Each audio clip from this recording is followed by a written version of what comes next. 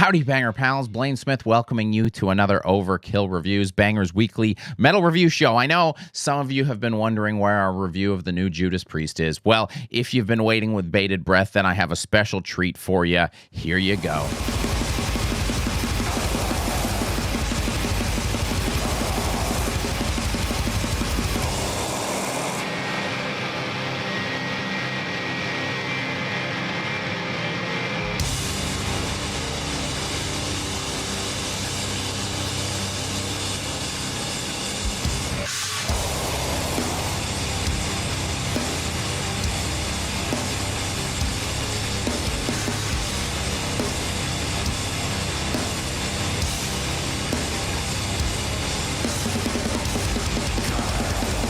Yes, of course, I'm talking about things I want to talk about. It's the new album from ANTICHRIST SIEGE MACHINE called Vengeance of Eternal Fire. It's coming out April 19th, which is next Friday on Profound Lore Records. There were some scheduling issues, but this is my most anticipated album of the year, so there's no way I'm not reviewing it. As a result, won't be able to have any fresh clips for you, but there is 2 singles out, so I'll at least be able to play you some music.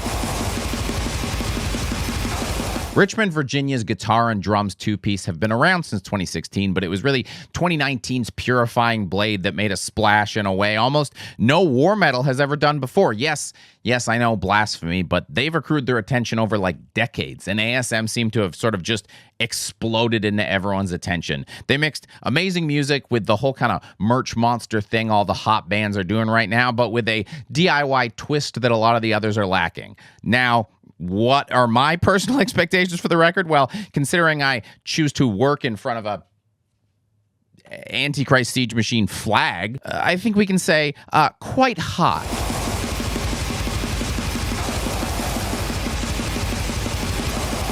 I'm, of course, talking about Compromise. And as much as I hate to say something as banal as, this is a no compromises record, it's sort of a no compromises record. Unlike a lot of war metal, it does seem like Antichrist Siege Machine want people to like them and don't want to toil away in the shadows, but they're not going to make music they don't want to make to achieve that. The record just dives in with a full blast of war metal, no dipping the toe in the water to acclimatize you, just Joe Rogan jumping right into that ice bath. Every fucking day. Man, what a weird man. From there, it's just 10 tracks of wall-to-wall pummeling, with the only bit of reprieve coming by way of, like, some feedback at the end of the record that could just be your ears ringing after being battered this whole time. Speaking of not compromising, they aren't compromising on album length either, with this being their shortest record to date at 25 and a half minutes. Is that a record? Is that an EP? I don't know, but after all the bloat I hear doing this, it's great to see a band not slaving themselves to some arbitrary number. The record feels great and complete, so who cares if it's 8 minutes? That was their demo. Their demo was 8 minutes, so I guess, yeah, by that standard, this is a full-length release.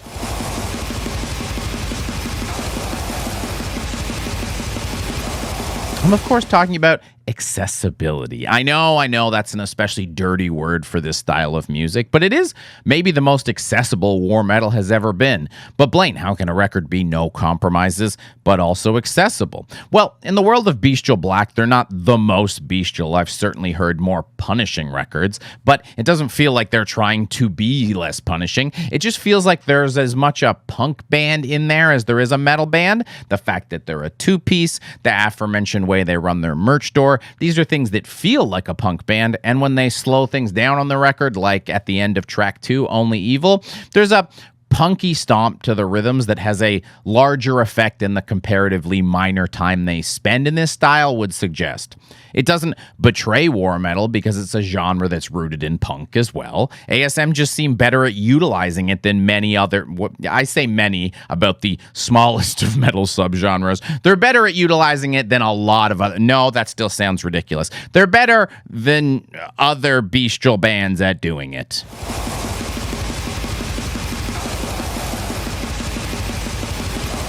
I'm, of course, talking about variety.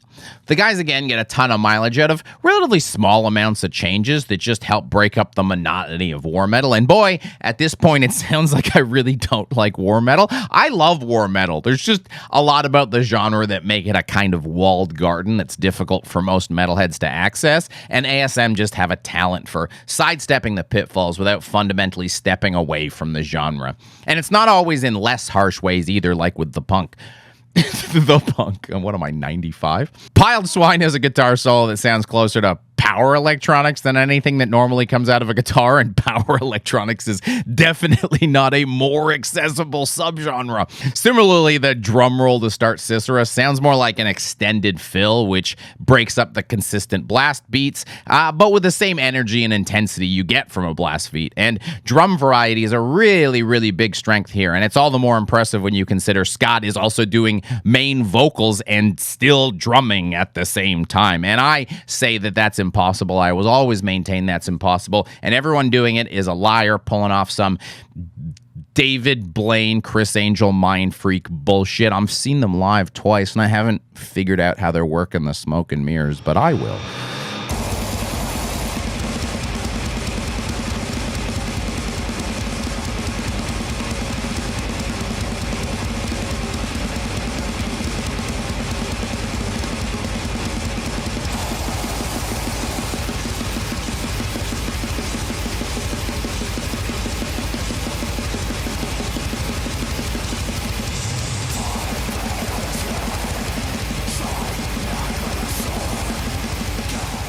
Of course, talking about fun. And I left this for last because it feels like it's the biggest X factor for the band. Yes, I'm watching the new X-Men cartoon. I'm enjoying it. It's cheesy, it's goofy, it's fun. Comment down below. It feels like the biggest X factor for a band that's in a genre where everybody else is completely lacking this. Like, war metal's sense of humor is generally, hey, wouldn't it be funny if we were active white supremacists?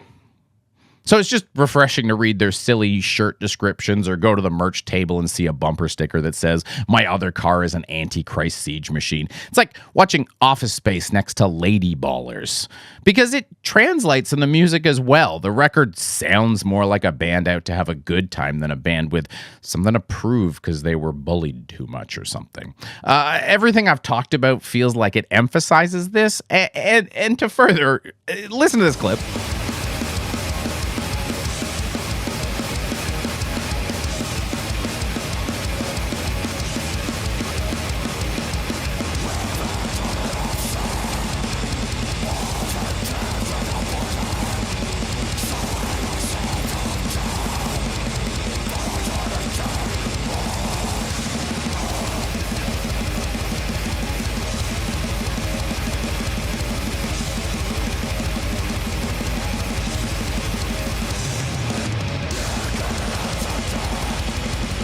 And is it just me, or does that sound like war metal pill Dick Dale?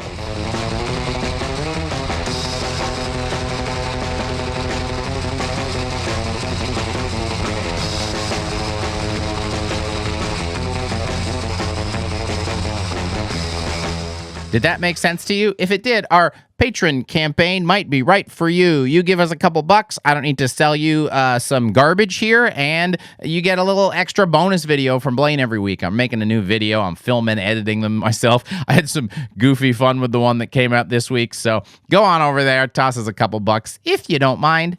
Thank you.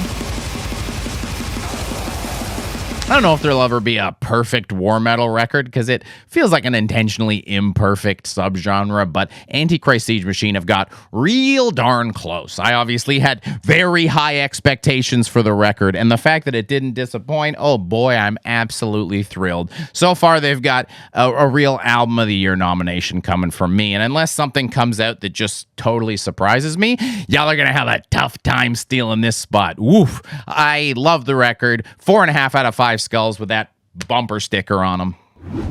Thus, we come to shout-outs time. I actually only have one shout-out for you this week because, look, I'm making a lot of videos right now, and you're milking me for all the bands I got. My teats are sore, but regardless, I have one band that I think goes with the vibe that we've got here. Replicant Infinite Mortality on our pals Transcending Obscurity coming out today, April 12th, so it can tide you over. It's just some weird, technical, strange death metal, so there's a nice record for you. What do you think of the new Antichrist Siege Machine? Do you care? Is this exciting? I'm very excited. I'm so excited. It feels like it's a big record coming out. So let me know down below. Thanks for hanging out with me. I'll see you next week, gang.